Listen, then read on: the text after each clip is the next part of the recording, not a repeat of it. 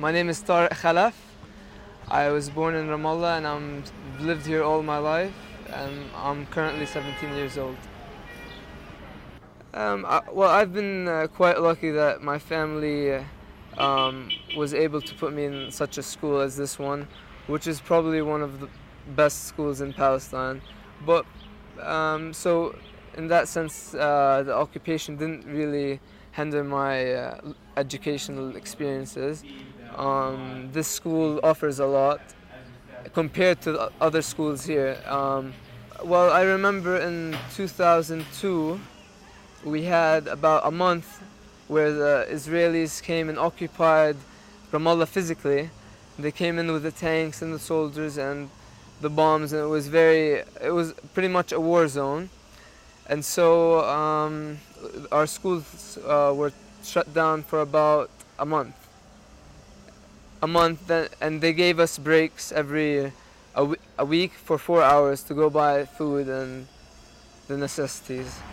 It's very difficult to go to other towns in the West Bank because of the many checkpoints and random checking and all of them. Even though it's in one nation, we're still split up, and it's very difficult to go from one place to another. Occupation means, to me, living an unfair life and living a life that where you don't experience the freedoms that are present in other nations and other places in the world. It kind of limits everything in your life and limits you to something smaller. It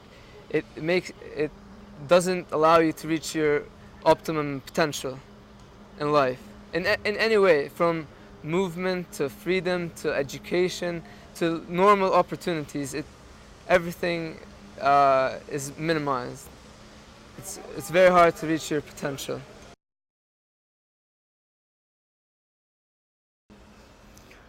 Honestly, I don't see a solution in my lifetime, because from both sides, the it's kind of a vicious circle that we're living in, where we're blaming them, they're blaming us, and it's just gonna keep going round and round. There's something that I believe in, is that for me, I'm not against peace, but in this case, peace is against me. Their peace requires me to let go of the basic principles that I hold on to, my land, my family, my everything.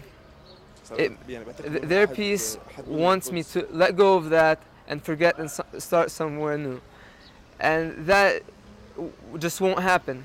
And with most Palestinians, it won't happen, because it's very hard to forget what happened to us. It's a human tragedy, and we didn't have anything to do with it, and the world ignores us. No one looks to help us, and everybody's taking their side. So I don't really see a solution in my lifetime. It's just gonna keep going on and on with the same problems.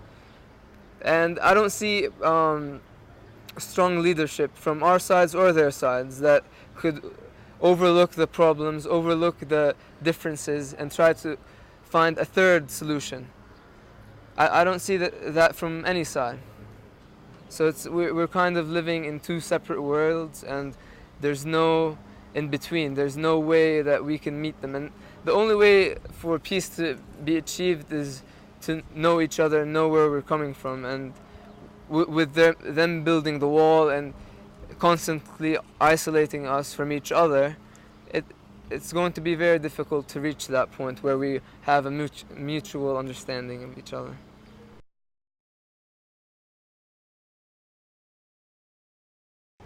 I'd like to say that you should look at us as people, as individuals. We have dreams, we have hopes, we have aspirations, we cry, we laugh, we bleed, we get angry, and I hope you look at us from that window instead of generalizing us into this category of terrorists and people who hate us.